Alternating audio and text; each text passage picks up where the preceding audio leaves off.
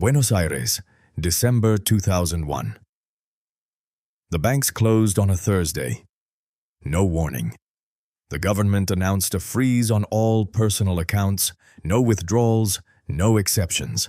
By Friday morning, people were lining up outside ATMs that had already run dry.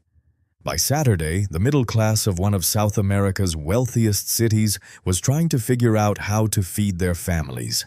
With money they technically still had, in accounts they could not touch. Argentina in 2001 was not a failed state. Yet it had universities, supermarkets, a stock exchange, a functioning judiciary. It looked, 2 weeks before the freeze, almost exactly like any Western city you might live in today. And within 10 days of that freeze, something extraordinary happened. Not riots, not mass starvation, something far more interesting. People started trading again, without pesos, without banks, without anyone telling them to, what they traded with, and what this reveals about the nature of money itself. It is what this video is actually about. Before we go into the history, let's be honest about what most people believe they would do. Ask anyone what they would reach for if the banking system froze tomorrow, and you will hear the same three answers. Gold, foreign currency, land. These are the smart money answers. They are the answers that every financial preparedness video, every wealth preservation podcast, every prepper forum converges on. They are not wrong answers, but they are incomplete answers. And the part they leave out is the most important part. Because when you study actual documented collapses, not theoretical ones, not Hollywood ones, the first thing that strikes you is how quickly the transition happened. Not in months, in days.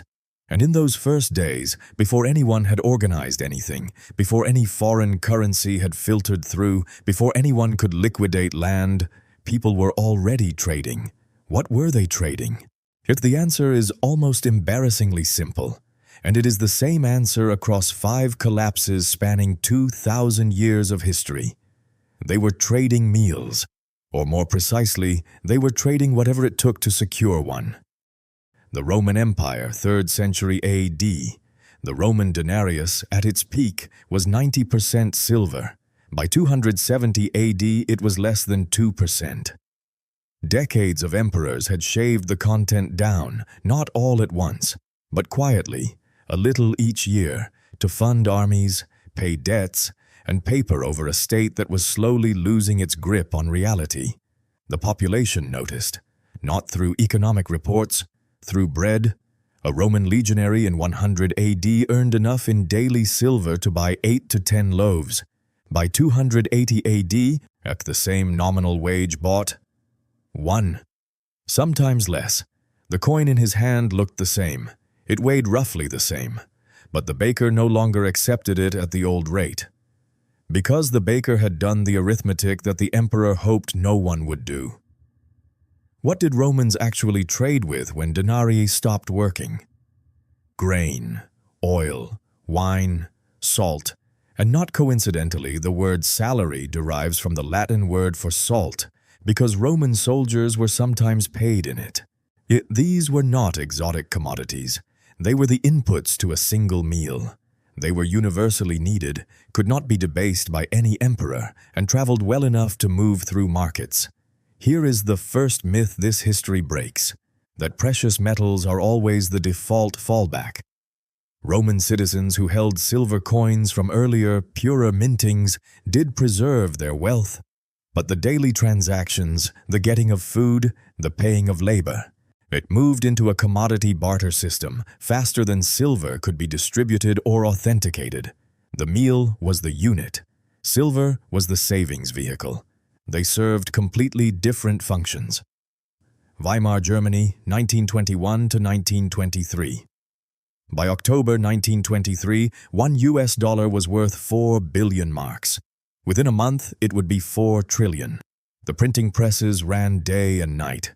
Workers were paid twice daily because prices rose between morning and afternoon shifts. Yet a man who left a wheelbarrow of banknotes outside a shop to buy bread returned to find the wheelbarrow stolen, and the notes left behind on the pavement. What did Germans actually use to eat? Farmers were the first wealthy class in Germany that most people have never thought about. Because farmers had food, and food was money. A bushel of rye could be exchanged for almost anything in 1923. Coal, clothes, medical care, a teacher's lesson, a lawyer's hour. The meal, the securing of it, it became the unit of value around which the entire shadow economy was organized. The second tier, for city dwellers without access to farms, was industrial commodities: soap, tobacco, candles. These items held value not because they were intrinsically scarce, but because they were reliably desired. Every household needed them. Their supply was visible and understandable. You could not reprint soap. Here is the second myth this breaks: that hyperinflation creates chaos. It does not. And it creates a parallel order, fast. The chaos lasts days. The new order, built on tangible goods, emerges within a week. The people who suffered were not the ones who failed to find the new order. They were the ones who held on too long to the old one.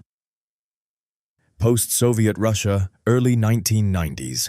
When the Soviet Union dissolved, the ruble did not collapse overnight. Something stranger happened. The system that gave the ruble meaning simply switched off. State enterprises stopped functioning. Wages arrived months late, or not at all. Distribution chains for food and basic goods fractured.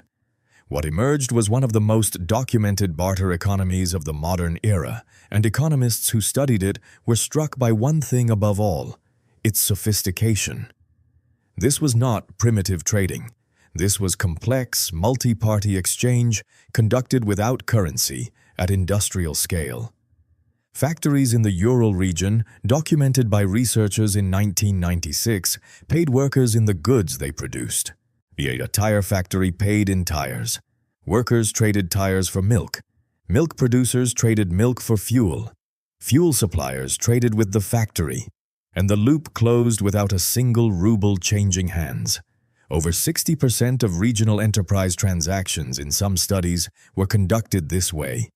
What a Soviet factory worker could secure with one day's labor in 1993 versus 1988 tells the whole story.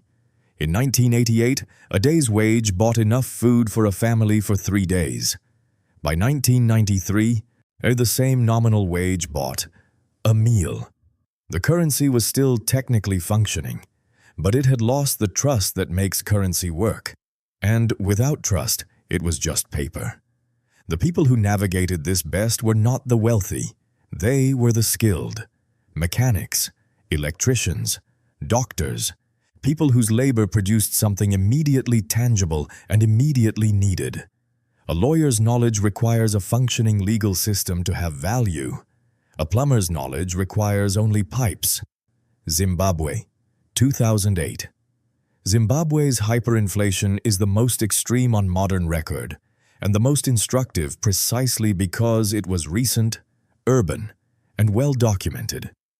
By November 2008, prices were doubling roughly every 24 hours. The government issued a $100 trillion note. It was not enough to buy a loaf of bread by the week's end. What did Zimbabweans actually use? 3 things, in order of practicality: US dollars, where available; South African rand, in border regions. And, this is the part most videos leave out, mobile phone airtime.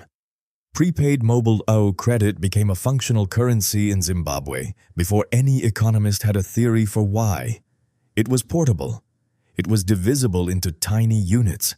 It could be transferred between phones instantly. Its supply was controlled by a corporation, not a government with a printing press. People used it to pay for groceries, rent, labor. Telecoms companies became, functionally, the most trusted banks in the country. 1 hour of a carpenter's skilled labor, priced in Zimbabwe dollars in 2008, was worthless. Priced in airtime units, it was roughly what it had always been worth. The labor did not change. The unit used to measure it did. To post-World War II, Germany, 1945 to 1948. This is the case study that breaks every remaining assumption about what money has to be. After the Second World War, the Reichsmark still existed, but almost no one accepted it.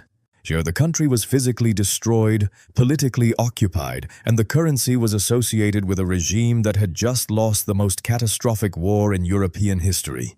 Trust was gone. What replaced it was cigarettes. American cigarettes, Lucky Strikes and Camels, distributed through U.S. military PX stores, became the dominant medium of exchange across occupied Germany. Not informally, not occasionally, systematically. Prices were quoted in cigarettes. Wages were negotiated in cigarettes. Yet the black market ran on cigarettes. A non-smoker was as eager to hold cigarettes as any addict because everyone knew they could be traded for anything. The economist P.T. Bauer documented this in rigorous detail. What he found was not a curiosity, it was a masterclass in monetary theory. Cigarettes had emerged as money because they satisfied every functional requirement. Portable, divisible, durable enough for several transactions, universally desired, and critically, yet their supply could not be manipulated by any single local actor. No German official could print more Lucky Strikes. One day's food in Berlin in 1946 cost roughly 5 cigarettes in the informal economy. A pair of working boots, 2 cartons, a skilled hour of carpentry, 3 cigarettes. The meal was still the unit, but the currency had become smoke. 5 collapses, 5 different causes, one pattern. Every time an official currency stopped working, people did not descend into chaos. They converged quickly, organically, without coordination, on a new medium. And that medium was always chosen by the same unconscious logic. It was portable, it was divisible, it was widely desired, and its supply could not be secretly expanded by whoever was in charge. Gold satisfied these criteria in some eras. So did salt, so did rye, so did Soviet tires. So did Zimbabwean airtime. So did American cigarettes in the rubble of Berlin. The object matters less than most people think. What matters is the trust the object carries and whether that trust can be diluted. This is the insight that most financial advice misses entirely. The question is not, what should I own? The question is, what will the people around me trust in the specific collapse that happens in my specific context? Those are completely different questions. And the historical record suggests the answer to the second one is far more local, far more practical, and far more surprising than any list of assets can capture. Here is where this stops being history. The United States Federal Reserve was established in 1913. Since then, the US dollar has lost approximately 97% of its purchasing power. That is not a prediction. It is arithmetic. In 1971, the US ended the gold standard entirely, severing the last formal link between the dollar and any tangible constraint on its supply. Since that year, global debt has grown at a rate that has no precedent in monetary history. The mechanisms are different from Weimar's printing presses, but the direction is the same direction. One day's food for a U.S. household cost roughly 12 minutes of minimum wage labor in 1970. Today, it costs closer to 27. The wage went up. The purchasing power went somewhere else. Yet this is not a prediction that the dollar will collapse. No one can make that prediction honestly. But what history does offer is something more useful than a prediction. It offers a map of the transition, what the gap looks like, what survives in it, what doesn't. And the people who read that map in advance were not the richest in those societies. They were not the most educated. They were the ones who could hold two thoughts at once. I trust this system and I know what I will do if that trust breaks.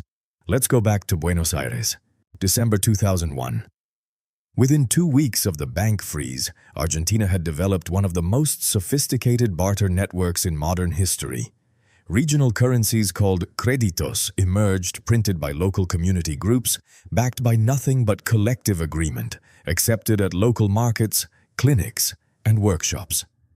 At the network's peak, an estimated 6 million Argentines were participating.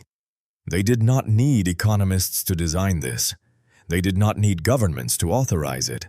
They needed only the belief that the person across the table would accept the same thing they were offering. Trust made portable again. The Argentine middle class who survived those years with the least damage were not the ones with the most gold. They were the ones who had a skill someone else needed, a relationship with a food source, and a willingness to accept something unfamiliar as payment for it. The currency in your pocket is not money, it is a promise. The question every generation eventually has to answer is, what do you do when the promise breaks? History does not tell us when. It tells us, with remarkable consistency, what comes next. Something worth sitting with before you close this. In every collapse we looked at, the people who adapted fastest were not the ones who had prepared for a specific crisis, but they were the ones who understood the principle well enough to improvise. What principle do you think mattered most? The answer might be different from what you expect.